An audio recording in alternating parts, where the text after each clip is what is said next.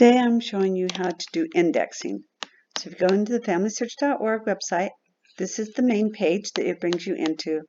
You go to indexing up here at the top, indexing, it brings down our web list. Go to web indexing. Okay, right here is the batches, and I have batches up, but if you're not a member of our ward, just hit find a project and you can find the ones that I'm teaching. If you're a member of our ward though, under your graph that shows your progress of what you've got done, you've got the choices. Hit Plain City 3rd Ward. Okay, this is our ward page, so this is how our ward is doing. And then here are projects that I have adopted for us to do. Okay, this one, if you've been indexing, you got the marriages that you can review. We've got the tax assessments. Right now I'm going to go to these church records and show you how to do those. So we're going to hit index now.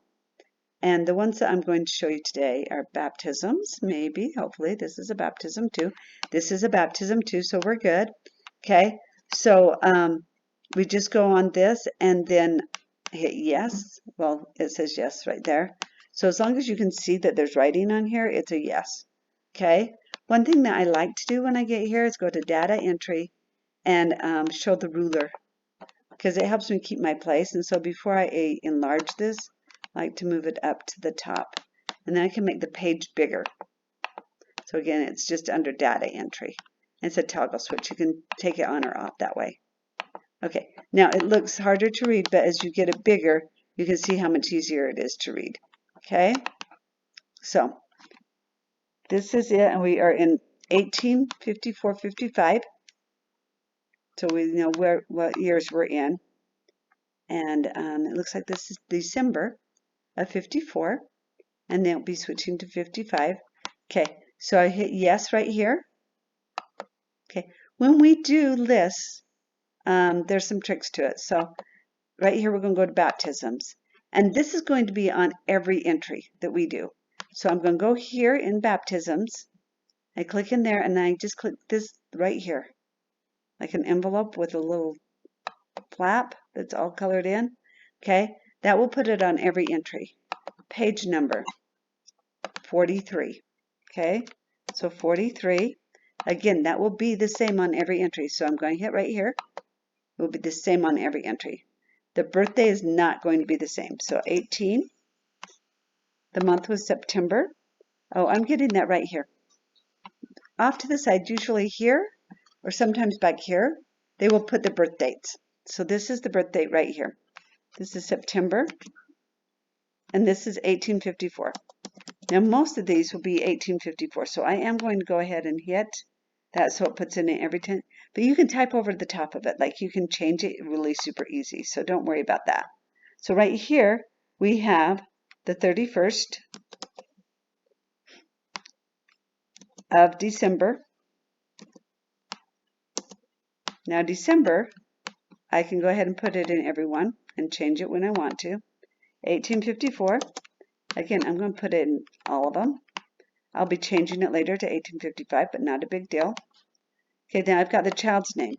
Okay, so right here, this first one is the child's name. And, okay, so it does tell us the sex. This is daughter, this is son. Okay, I know his handwriting's a little atrocious. Oh, and that's the other thing. If you get into one and you're like, I cannot do this handwriting, you just go back up here to batch and give it back and go get a different one. There's nothing wrong with that. And it changes. Okay, so 3 batches in a row. This is one of them. Let me show you this one. This is another one. See how much better that handwriting is? And then here's another one.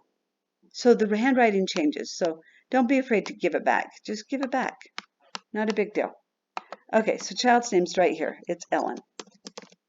And then her surname is over here. Now see how hard it is to read this? So on one of the other ones, it looked like it was Hergers. And so I put that in Google, and it says, oh, do you mean Hargreaves? And when I look, I come back here, and it's H.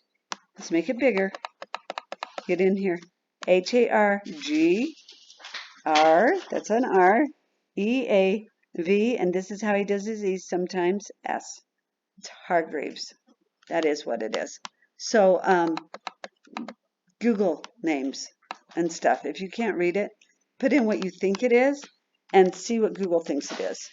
That really helps me to be able to get the right name in there. Okay, there is no suffix. I'm going to Control B that for blank, but then again, I'm going to put that in every field by pushing this thing up here. Sex, this one does say, so female. The dad does not have a prefix. Control B again. I'm going to put that in every field. I'll show you in a second how much easier it makes it when we do that. Okay, the father's name here. Parent, there is no father. Okay, so on this one, I'm going to Control blank his name. Now the father's suffix will be the same in every field, so I'm going to go ahead and put that in. Mother's prefix again, a blank, so I'm going to stick that in every field. Mother's given name is right here, Elizabeth Ann, and her last name is Hargreaves. And the suffix, I'm going to Control blank that. Okay, I am going to go back to the first entry. When I hit Control blank, it automatically flips me to that next entry. I'm going to go back on this suffix and go ahead and put that in every field so that it's there. And then I can hit the button to go to my next entry. Okay, see how it's already filled in? So now I just have to go down here to James, and I'm going to go to his birthday over here. So the day is the 25th. The month is July. 1854, I can leave that. Baptism day is December 31st. The day is the 31st. December 1854, already filled in for me.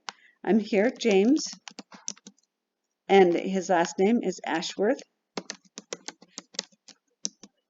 And then over here, suffix, okay, it's the son, so he's male. I know that. Father's given name is right here, John. No, that was supposed to be an enter. His last name is Ashworth. It will fill it in for you. I go down to the mother's prefix. Missed that. Control blank. Okay, so let's put that in every field. We aren't going to need that most of the time. Every once in a while, maybe. Susanna. And try and spell it the same way as they did. S-U-S-A-N-N-A-H. Okay, her surname is not here. Sometimes they have it there. Sometimes they don't. But, you know, it's all good. Okay, and then you just go to the next one, and I just move this down.